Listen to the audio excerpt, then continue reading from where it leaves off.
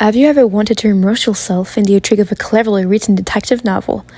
Well, that's what we are going to do tonight, dear listener. Welcome to A Sleepless Night Around a Novel. As usual, I'll be your host on this journey to 20th century Europe. Accompanying me is my 13-year-old cousin, Bobby, because I couldn't find anyone else. How are you tonight, Bobby? Oh, is it my turn? Hi, everyone! Joining us later is our guest of the day, Hélène Leblanc, who will help us shed more light on this case. On the luxurious journey of the Orient Express, the story plunged the reader into a criminal investigation led by Detective Hercule Poirot. The hero of Agatha Christie novels finds himself on this journey to London in the cabin next to the intimidating businessman Samuel Orchard. Perhaps he will have the chance to share with him his anecdote as the best detective in the world, or perhaps not, because during the first night, Ratchet will be stabbed 12 times. Beyond his further dealings, we also learned that Ratchet 10 years ago led the gang that kidnapped and killed the little Daisy Armstrong, leading her family into a tragic fate of death and suicide. Wait, are you sure I'm old enough to listen to this? Shh! According to the evidence found by Poirot on this interview, which allows him to learn more about all the suspects, the culprit seems to be none of other than Mrs. Hubbard, this rich American woman who seems to say too much. Our guest tonight, Hélène Leblanc. Hélène, can you explain to us how Madame Hubbard is the culprit of this murder? Thank you, Claire. Mrs. Hubbard's general behavior is an overly dramatic attitude or overreaction to events. The fact that she's constantly talking. It seems like a strategy to attract attention and deflect suspicion. Moreover, when she discovered the bloody knife in her bag, she claims that it's too horrible. In my sponge bag, a great knife, all over blood. She repeated several times as if to empathize her own innocence. Like, yeah, we get it.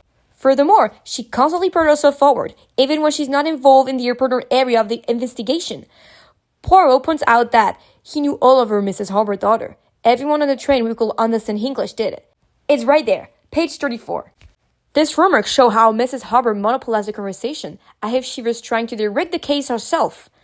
Thus, her overreaction, instant chatter, and obviously her desire to draw attention on herself are, for sure, a method of controlling the narrative and concealing her involvement in Ratchet's murder.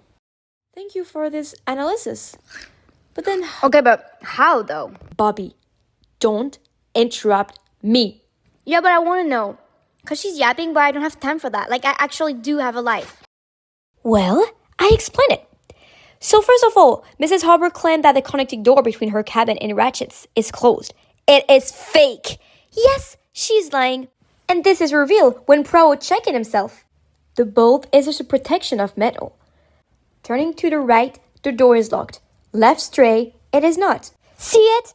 Page 178, word black and white. Mrs. Hubbard could therefore have taken advantage of that open door to enter Ratchet's cabin during the night without needing to go outside in the corridor. She used the knife, killed him, and she only had to take one step to be back in her cabin and out like a light. And let's not forget, the murder weapon appeared in her old makeup bag. A bit too convenient, don't you think? By discovering it herself and telling it to everyone, she literally became the victim of the killer. We want to have her accused. And you know what I think?